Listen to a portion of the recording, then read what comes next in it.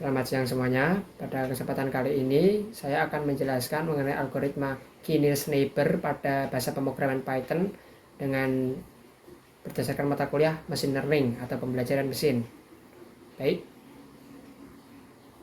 Pada penjelasan yang akan saya jelaskan terdapat 4 tema. Tema pertama merupakan bagaimana bahasa pemrograman Python bekerja dengan menggunakan algoritma K-nearest neighbor. Yang kedua, data diri saya. Ketiga, menjelaskan mengenai source code yang dibuat oleh Bapak dosen Ricardus. Dan yang terakhir, menjelaskan hasil outputan. Baik. Mengenai Python pada KNN, klasifikasi dan prediksi adalah bagian integral dari data analisis dan pembelajaran mesin. Yang paling sederhana dan efektif adalah K-nearest neighbor. Algoritma membahas pengembangan model KNN menggunakan Python. Baik, perkenalkan, nama saya Fadil Firmansyah dengan NIM A11 2022 14560 dari Fakultas Ilmu Komputer dengan Prodi Teknik Informatika. Mengenai penjelasan source code. Awal kali kita menggunakan Python untuk menggunakan algoritma K-nearest neighbor, pastikan kita menggunakan library OpenCV-Python dan scikit-learn dengan mengunduh melalui pip install. OpenCV-Python sendiri merupakan open source yang menyediakan alat dan fungsi untuk pengolahan citra dan video. Ini sangat berguna dalam pengembangan aplikasi yang melibatkan pengenalan objek, deteksi wajah, pelacakan gerakan, segmentasi citra, dan banyak lagi.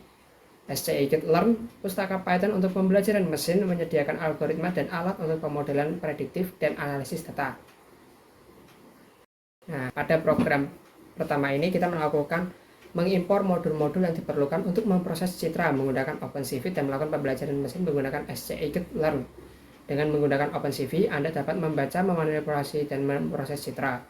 Sedangkan scikit-learn menyediakan berbagai algoritma pembelajaran seperti K-nearest neighbor dan decision trees, serta alat-alat untuk membagi data, melatih model, dan mengevaluasi kinerjanya.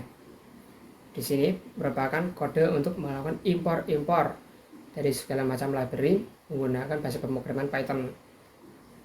Nah, kode di samping ini mendefinisikan sebuah kelas image classifier yang diinisiasi dengan 3 direktori. Pertama, dataset directory untuk dataset data gambar, model directory untuk menyiapkan model, dan feature directory untuk menyiapkan fitur. Konstruktor kelas ini memastikan bahwa folder untuk model dan fitur sudah tersedia dan menonaktifkan peringatan warnings yang mungkin muncul selama proses.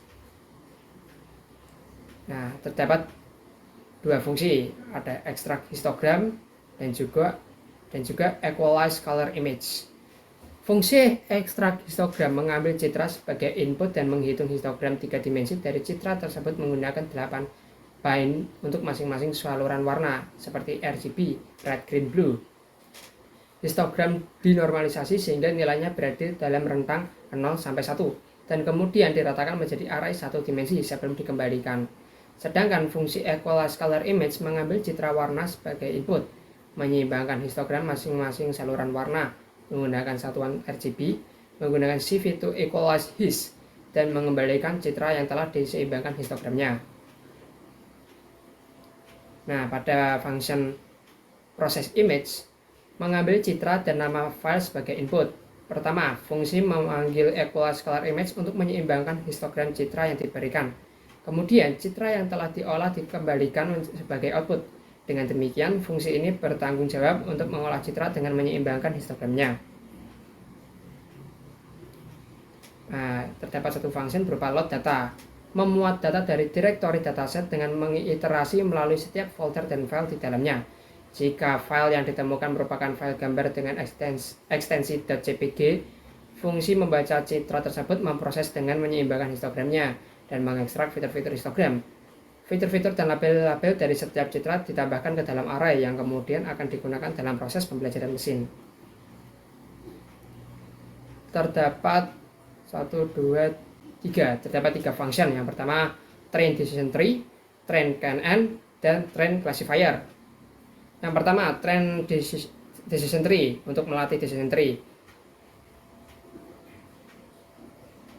Untuk melatih setiap program K-nearest neighbor yang juga ada classifier-nya dengan menggunakan data dan label yang telah dimuat sebelumnya. Setelah melatih model, keduanya mengembalikan model yang telah dilatih. Sementara itu, fungsi train classifier membagi data menjadi set pelatihan dan pengujian, melatih model KNN dengan set pelatihan, mengevaluasi performanya dengan menggunakan set pengujian, mencetak laporan klasifikasi dan menyimpan model yang telah dilatih dalam atribut self classifier. Berikut atributnya. Nah, pada fungsi self classifier menyimpan data dan label dalam file .npy serta model KNN dalam format serializable.pkl. Fungsi load classifier memuat kembali model KNN yang telah disimpan sebelumnya dari file .pkl, sedangkan fungsi test classifier digunakan untuk menguji model klasifikasi yang telah dilatih dengan menggunakan data uji yang diberikan dan mengembalikan prediksi dari model tersebut. Nah, program ini membuat sebuah instance dari kelas image classifier dan menggunakan instance tersebut untuk membuat data melatih model klasifikasi dan menyimpan model yang telah dilatih. Setelah itu, program yang memuat kembali model yang telah disimpan untuk digunakan klasifikasi lebih lanjut. Seluruh proses ini dieksekusi ketika file script dieksekusi secara langsung atau bisa dibilang run, menjalankan kode Python-nya. Nah, pada di sini merupakan section untuk mentesting suatu dataset. Program ini menunjukkan contoh pengujian model klasifikasi dengan menggunakan data uji baru. Citra uji bernama dengan iris.jpg dimuat kemudian digunakan untuk melakukan prediksi kelas menggunakan model klasifikasi yang telah dilatih sebelumnya. Hasil prediksi dicetak menggunakan hasil prediksi. Saya lanjut, hasil prediksi dicetak ke layar sehingga dapat dilihat kelas yang diprediksi oleh modul untuk citra yang diberikan. Pada outputan yang diberikan pada codingan Python dari Bapak dosen Pak Ricardus akan menampilkan melalui CLI atau Command Line Interface. Jadi belum ada tampilan secara GUI maupun TUI. Nah, kita lanjut pada penjelasan output. Di sini output saya hasilkan dengan menggunakan tetangga sebesar 253 menggunakan n-nya dan test size-nya 0,5. Dengan dataset yang saya peroleh sebanyak 1200, saya ambil setengahnya untuk saya uji. Pertama, terdapat 4 matrik yang sangat bergantung untuk mengetahui setiap nilai atau value yang dihasilkan guna mencari prediksi yang tepat. Pertama, precision. Ukuran yang menunjukkan seberapa tepat model dalam mengidentifikasi intens positif. Dan ini dihitung sebagai rasio antara prediksi positif yang benar dengan total prediksi positif. Semakin tinggi precision, semakin sedikit positif palsu yang dihasilkan oleh model. Metrik kedua merupakan recall.